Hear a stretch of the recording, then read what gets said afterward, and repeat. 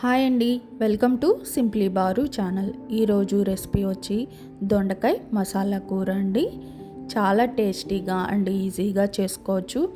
మనం ఎక్కువగా దొండకాయతో ఫ్రైనే చేసుకుంటాం కదా, ఇలా కొత్తగా కర్రీ కూడా ట్రై చేద్దాం.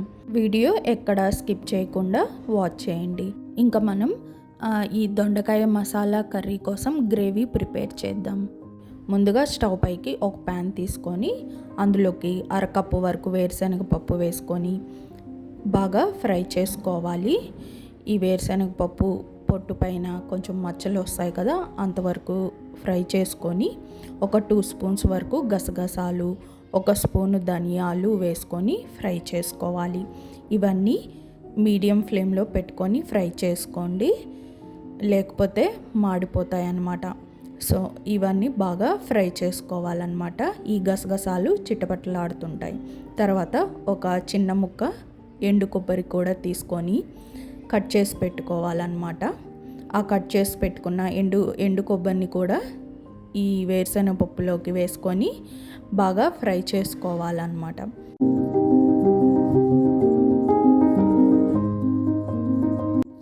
ఇవన్నీ బాగా ఫ్రై అయిపోయిన తర్వాత వేరొక ప్లేట్లోకి తీసి పెట్టుకొని చల్లారించుకోవాలండి.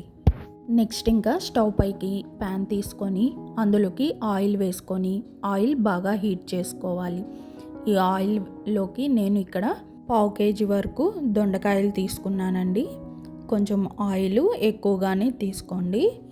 ఇప్పుడు ఈ దొండకాయల్ని ఆయిల్లోకి వేసుకొని బాగా ఫ్రై చేసుకోవాలి.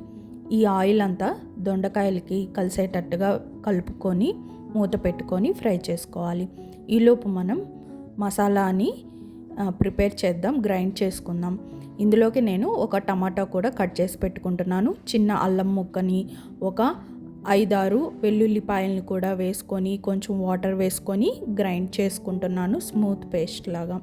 నెక్స్ట్ ఇంకా దొండకాయలు చెక్ చేద్దాం. చూసారు కదా, ఆల్మోస్ట్ మీడియం ఫ్లేమ్లో పెట్టుకొని ఒక 10 minutes వరకు సిమ్లో పెట్టేసుకుంటే ఈ దొండకాయలు బాగా ఫ్రై అయిపోతాయండి. హైలో మాత్రం పెట్టొద్దు, మీడియం ఫ్లేమ్లోనే పెట్టుకోండి.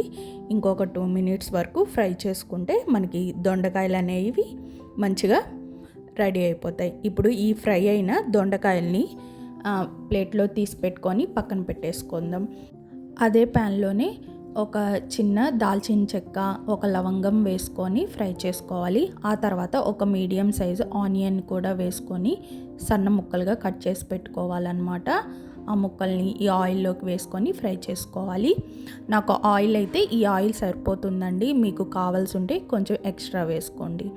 ఒక రెండు పచ్చిమిరపకాయల వరకు కూడా కట్ చేసి పెట్టుకున్నాను.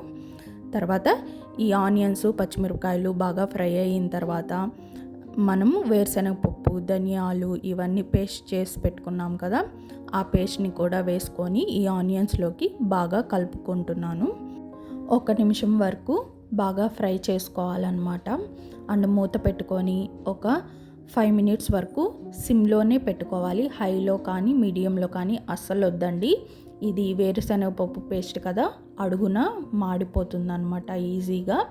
సో అందుకని సిమ్లోనే పెట్టుకొని మూత పెట్టుకొని ఫ్రై చేసుకోండి. ఇట్లాగా ఆయిల్ అంతా పైకి వస్తుంది కదా, ఆ టైంలో మీరు సాల్ట్, ఒక స్పూను సాల్టు, 2 స్పూన్స్ వరకు కారము, 1 స్పూను పసుపు వేసుకొని బాగా కలుపుకోండి. ఈ కారము, ఉప్పు, పసుపు అన్నీ ఈ పేస్ట్కి బాగా మిక్స్ అయ్యేటట్టు కలుపుకోవాలండి. ఇవన్నీ ఇట్లా బాగా కలుపుకుంటే మనకి పచ్చివాసన లేకుండా ఉంటుంది అన్నమాట. మీకు ఈ వీడియో నచ్చినట్లయితే please like, share and subscribe to simply Baru channel. చూసారు కదా, ఇట్లా బాగా ఫ్రై చేసుకున్న తర్వాత ఒక 1/2 గ్లాసు వరకు వాటర్ వేసుకొని బాగా కలుపుకోవాలండి. ఆ తర్వాత బాగా కలుపుకున్న తర్వాత మూత పెట్టుకొని ఆయిల్ అంతా బయటికి వచ్చేంత వరకు కుక్ చేసుకోవాలన్నమాట. చూసారు కదా, గ్రేవీలో నుంచి ఆయిల్ మొత్తం బయటకు వచ్చేసింది. సో మనకి గ్రేవీ అనేది ప్రిపేర్ అయిపోయింది. ఈ ప్రాసెస్ అంతా సిమ్లోనే పెట్టుకొని చేసుకోండి, హైలో అసలు పెట్టుకోవద్దు. ఎందుకంటే వేరుశనగపప్పు ఉన్నాయి కాబట్టి తిక్కుగా, మరీ ఎక్కువ తిక్కుగా అయిపోతుంది. సో ఇందులోకి ఈ గ్రేవీ ప్రిపేర్ అయిపోయింది కదా, ఇందులోకి మనం ముందుగా ఫ్రై చేసి పెట్టుకున్న దొండకాయలను వేసుకొని ఇంకొక 5 మినిట్స్ వరకు సిమ్లో పెట్టుకొని కుక్ చేసుకోవాలి. ఈ దొండకాయలు వేసుకున్న తర్వాత 1/2 స్పూన్ వరకు గరం మసాలా కూడా వేసుకొని కలుపుకొని మూత పెట్టుకొని ఒక 5 మినిట్స్ సిమ్లో పెట్టుకొని కుక్ చేసుకోండి. ఇలా దొండకాయల్ని గ్రేవీలో ఇట్లా 5 మినిట్స్ వరకు కుక్ చేసుకోవడం వల్ల దొండకాయలకు కూడా ఈ మసాలా అంతా బాగా పట్టి టేస్ట్ అనేది చాలా బాగుంటుందండి. దొండకాయ మసాలా కర్రీ అనేది రెడీ అయ్యిందండి. ఇంకా లాస్ట్లో కొత్తిమీర కట్ చేసి పెట్టుకున్న కొత్తిమీర వేసుకొని ఒక నిమిషం పాటు మూత పెట్టుకొని ఉడికించుకోండి. ఇంకా అంతే అండి, మనకి దొండకాయ మసాలా కర్రీ అనేది రెడీ అయిపోయింది.